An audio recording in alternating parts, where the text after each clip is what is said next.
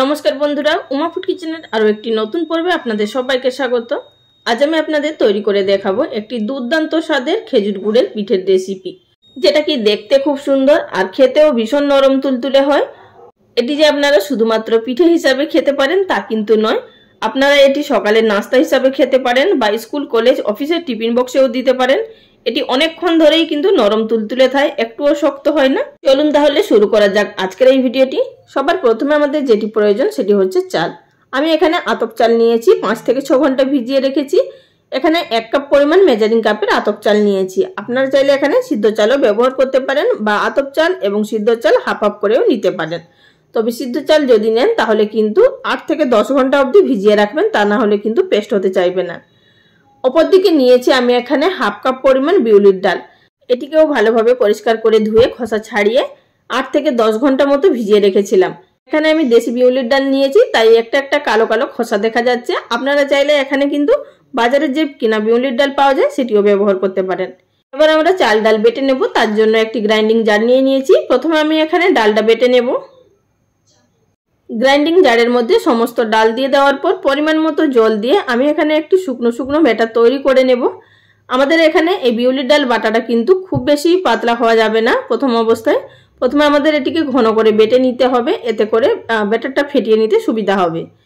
এটিকে আমি সাইড করে রেখে দিচ্ছি। আবারও সেই একই গ্রাইন্ডিং জারের মধ্যে বেটে নেব চাল, যে চালটা আমরা ভিজিয়ে রেখেছিলাম।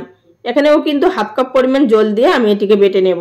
প্রথম অবস্থায় খুব বেশি জল দিলে কিন্তু চাল বাটা যাবে না। চালটাকেও আমি ঠিক এইভাবে বেটে নিয়েছি আর এটিকেও আমি সাইড করে প্রথমে রেখে দিচ্ছি। এবার আমাদের যে বিউলির ডালটা বেটে রাখা হয়েছিল সেটিকে খুব ভালোভাবে ফেটিয়ে নিতে হবে। এখানে কিন্তু 10 থেকে 12 মিনিট অবধি খুব ভালোভাবে আমাদেরকে এটা ফেটিয়ে নিতে হবে, যাতে করে এই বিউলির ডালটা খুব হালকা হয়ে যায়। এতে করে কিন্তু এই ব্যাটারটা খুব তাড়াতাড়ি ফুলে উঠবে। আর বন্ধুরা, এখানে দেখতেই পাচ্ছেন খুব সুন্দরভাবে ব্যাটারটা ফ্ল্যাপি হয়ে গেছে, মানে বিউলির ডাল বাটাটা আমরা খুব ভালোভাবে ফেনিয়ে নিয়েছি। ঠিক এইভাবেই আমাদেরকে ফেটিয়ে নিতে হবে। এবার আমি এর মধ্যে এড করে দেব আগে থাকতে বেটে রাখা চাল। চাল বাটাটা দিয়ে দেওয়ার পর আবারও এটিকে ভালোভাবে মিশিয়ে নেব। চাল বাটা দিয়ে ভালোভাবে ফেটিয়ে নেওয়ার পর গ্রাইন্ডিং জারের মধ্যে যে চাল বাটা হয়েছিল সেই জারটি ধুয়ে আরও হাফ কাপ পরিমাণ এর মধ্যে জল এড করে দেব। আর আমি আপনাদের দেখিয়ে দেব যে ব্যাটারের ঘনত্বটা প্রথম অবস্থায় ঠিক কতটা গাঢ় রাখতে হবে। জল দিয়ে দেওয়ার পর আবারও ভালোভাবে মিশিয়ে নেওয়া হয়ে গেছে। তবে কিন্তু আমি এর মধ্যে এখন নুন এড করব না, নুন কিন্তু পরে আমাদের এড করতে হবে।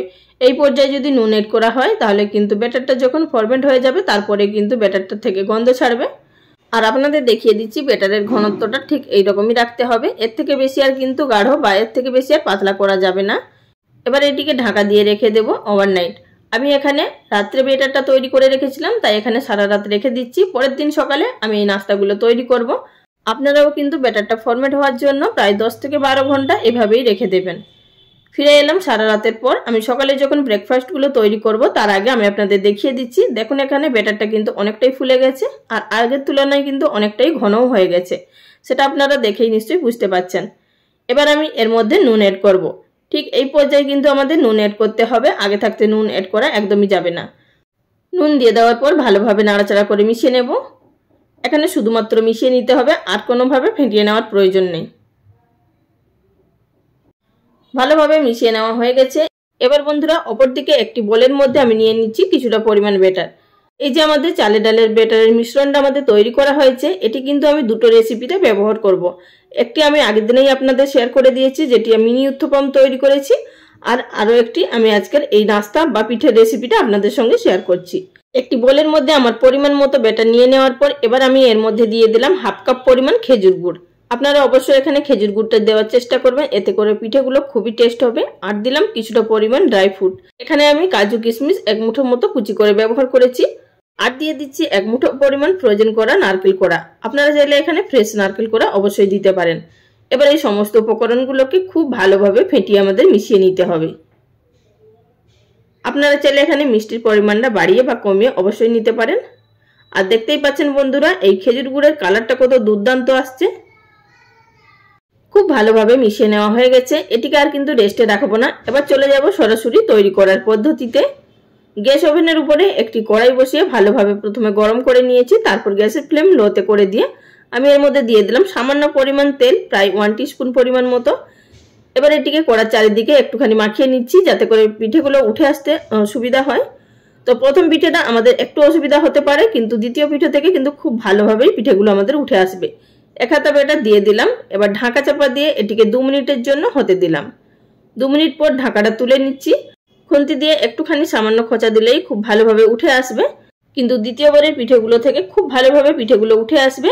তখন কড়াটা তেলা হয়ে যাবে, আর কিছুই অসুবিধা হবে না। আবার এটিকে আমি ঢাকা দিয়ে লো ফ্লেমে আরো 2 মিনিট মতো হতে দেবো অপর দিকটা। এই পিঠেগুলো তৈরি হতে প্রায় আমাদের 3 থেকে 4 মিনিট মতো সময় লাগে, তার থেকে কিন্তু বেশি সময় লাগে না। এবার 2 মিনিট পর আমি ঢাকাটা তুলে নিচ্ছি, আবারও এটিকে উল্টে নেব। আর দেখুন বন্ধুরা, দুদিকের কালারটা কত সুন্দর এসেছে, দেখেই আপনারা বুঝতে পারছেন। আমি আপনাদের আরো একটি পিঠে দেখিয়ে দিচ্ছি এরপরের বার থেকে কিন্তু পিঠেগুলো করতে আমাদের একটু অসুবিধা হবে না।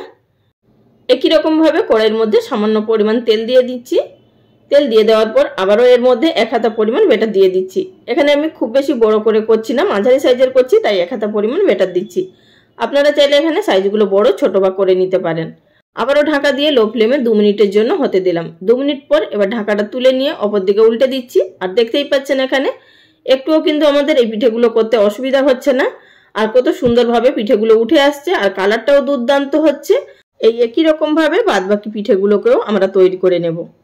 আমি এখানে বেশ কিছুটা পিঠে তৈরি করে নিয়েছি। এবার একটি সার্ভিং প্লেটের মধ্যে সার্ভ করে নিয়েছি, আর আপনাদেরও দেখিয়ে দিচ্ছি পিঠেগুলো ঠিক কতটা নরম তুলতুলে হয়েছে। আপনারা এখানে পিঠেগুলো দেখেই বুঝতে পারছেন যে পিঠেগুলো ঠিক কতটা পারফেক্ট ভাবে তৈরি হয়েছে, তাহলে খেতে কতটা টেস্টি হবে। তাহলে বন্ধুরা, আর দেরি না করে শীত থাকতে থাকতে, শীতের গুড় থাকতে থাকতে চটজলদি বানিয়ে ফেলুন। তারপর খেয়ে আমাকে কমেন্ট করে জানাবেন আপনাদের কেমন লেগেছে। তাহলে বন্ধুরা, আজ এই পর্যন্ত। সবাই ভালো থাকবেন। নমস্কার।